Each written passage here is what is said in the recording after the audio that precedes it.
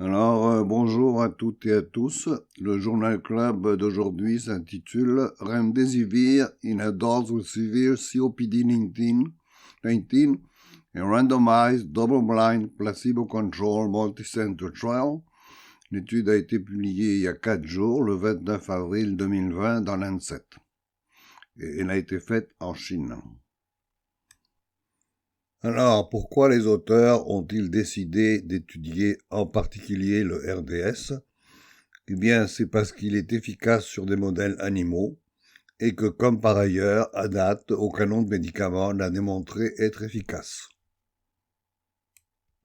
Tel qu'indiqué dans le titre, il s'agit d'une étude randomisée contrôlée à double insu. Les critères d'admission aboutissaient à des patients adultes, hospitalisés et à des cas biologiquement confirmés. Ils devaient avoir un maximum de 12 jours depuis le début des symptômes, une FiO2 à moins de 80%, 94% à l'air de la pièce et une pneumonie confirmée au rayon X, donc le cas standard d'un patient infecté qui a besoin d'être hospitalisé. Alors, la randomisation a été faite en 2 pour 1, c'est-à-dire 2 patients au RDS pour chaque patient au placebo. Les RDS ont reçu le médicament IV de 100 mg par jour le premier jour, puis 100 mg par jour tous les jours subséquents jusqu'au 10e jour. Certains patients l'ont reçu juste pendant 2 jours. Les placebos ont reçu un placebo similaire par voie intraveineuse et les comédicaments autorisés étaient le lopinavir-ritonavir en combinaison, les interférons et les stéroïdes. Alors, l'issue principale était le temps à l'amélioration clinique jusqu'au jour 28 maximum. Comment était définie l'amélioration clinique ? Eh bien, d'abord, c'était par un congé ou une amélioration de 2 points dans l'échelle ordinale suivante. 6 points d'essai, 5 admissions pour oxygène de membrane ou ventilation mécanique, 4 hospitalisations pour O2 à haut débit, 3 hospitalisations pour O2, 2 hospitalisations sans O2 et 1 congé. L'autre issue principale était mortalité toute cause et il y avait toute une série d'issues secondaires sans grande importance et l'étude a été faite en intent to treat. En ce qui concerne les calculs de puissance, les auteurs ont calculé qu'ils avaient besoin de 325 événements dans les 2 groupes et la différence qu'ils voulaient détecter, c'est-à-dire la différence minimale qu'ils voulaient pouvoir détecter, était de 6 jours de moins, en supposant qu'au placebo serait hospitalisé pendant 21 jours, et dans ce cas-là, si les RDS étaient hospitalisés pour 15 jours ou moins, c'est-à-dire 6 jours de moins, ils seraient considérés comme statistiquement différents. Nous passons aux résultats. 255 patients ont été considérés, et de ceux-ci, 237 étaient éligibles et ont été randomisés, 158 au RDS et 79 au placebo. Point important, l'étude a dû être discontinuée le 13 mars pour une raison que l'on n'aurait jamais soupçonnée il y a 2 mois. Et cette raison, elle est très simple. Les Chinois ont eu tellement de succès dans l'éradication de la maladie que rendu à cette époque-là, il n'y avait plus assez de patients pour pouvoir continuer l'étude. Donc, elle a été discontinuée et les résultats ont été analysés. En ce qui concerne les caractéristiques des patients au moment de la randomisation, c'est-à-dire à leur entrée dans l'étude, je constate que les investigateurs ont été pas mal chanceux parce qu'avec une si petite étude, ils auraient pu avoir plusieurs facteurs débalancés, c'est-à-dire qu'un facteur important pour le pronostic soit plus présent dans un groupe que dans l'autre.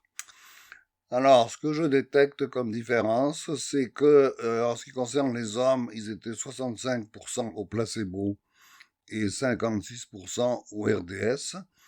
Je suis pas sûr si c'est bon ou mauvais, parce qu'autant que je sache, il n'y a pas une grande différence dans la survie entre les hommes et les femmes.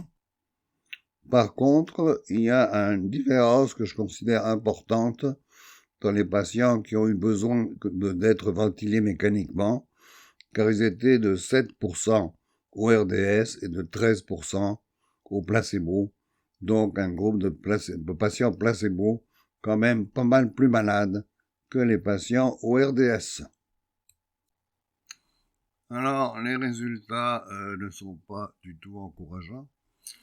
Le temps moyen à l'amélioration au RDS était de 28 jours et de 23 jours au placebo, ce qui est évidemment pas d'amélioration.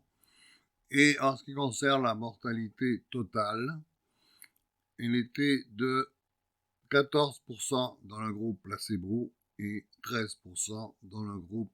Pardon, elle était de 14% dans le groupe RDS et de 13% dans le groupe placebo, donc aucune différence. Alors, est-ce que cette étude négative manquait de puissance? Je ne pense pas, puisqu'il n'y avait même pas une tendance à ce qu'un groupe soit meilleur que l'autre, et doubler ou tripler le nombre de patients n'aurait fort probablement rien changé.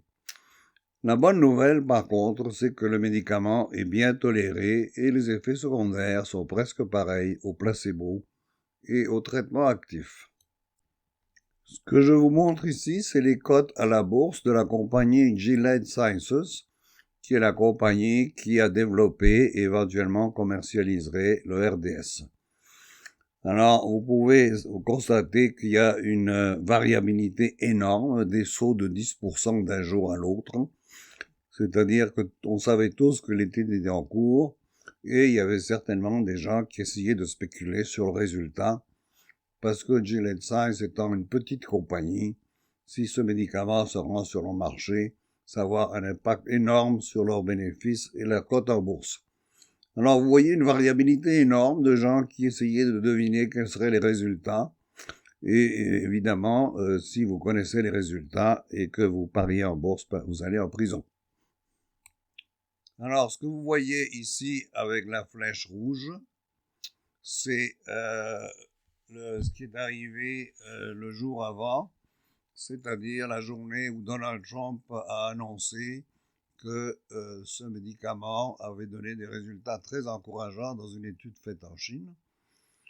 Alors, les caves se sont précipités pour acheter, ayant foi de la compétence pharmacologique de Donald Trump, et évidemment, ils n'ont pas eu beaucoup de chance.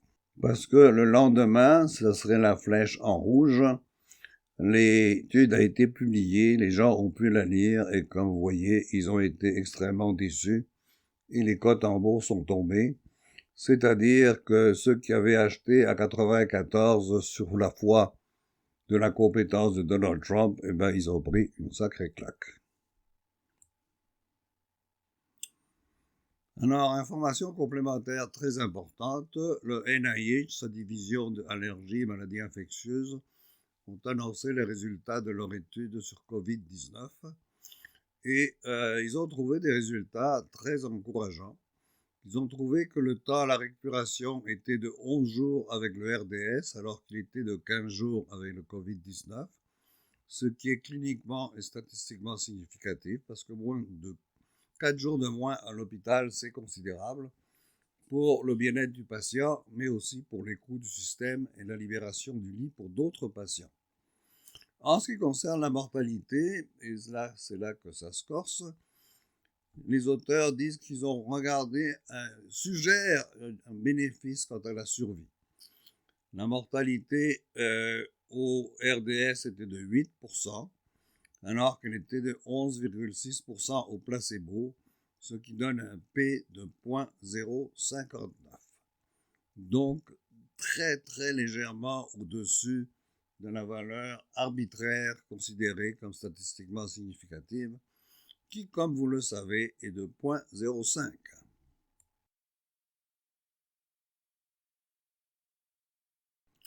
Alors, si je fais une micro-analyse risque-bénéfice, les facteurs en faveur du RDS, c'est le temps à l'amélioration, qui était quand même cliniquement et statistiquement significatif. On économisait 4 jours.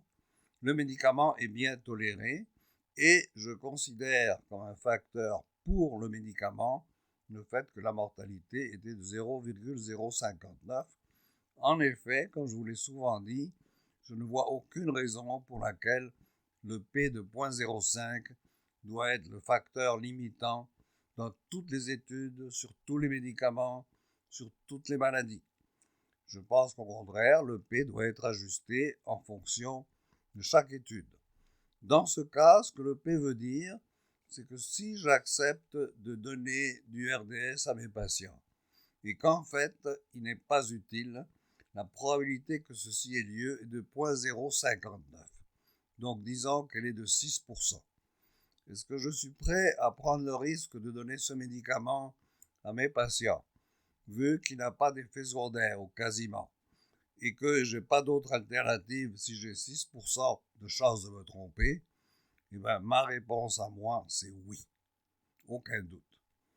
Maintenant, ça ne règle pas notre problème que l'étude chinoise est totalement, absolument et complètement négative. Peut-être que ça ne marche pas chez les Chinois, quoique à date, je ne connais pas grand médicament qui marche chez les Européens et pas chez les Chinois. Mais je suis quand même pogné avec ces résultats. Alors, quelle a été la décision du FDA prise le 1er jour de mai en 2020 dans une lettre envoyée à la compagnie que vous pouvez retrouver dans le site du FDA au complet si ça vous dit de la lire? Il conclut essentiellement qu'il est raisonnable de penser que les bénéfices potentiels du RDS sont plus grands que ses inconvénients. Et en conséquence, le FDA a décidé d'autoriser l'utilisation du RDS chez les patients au moment de l'hospitalisation pour un COVID-19 sévère.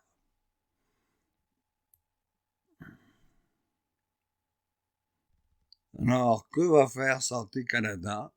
Eh bien, j'en sais rien pour le moment. Tout ce que je sais, c'est que ma recommandation a été de suivre les conseils du FDA et de l'autoriser pour les patients hospitalisés pour COVID-19.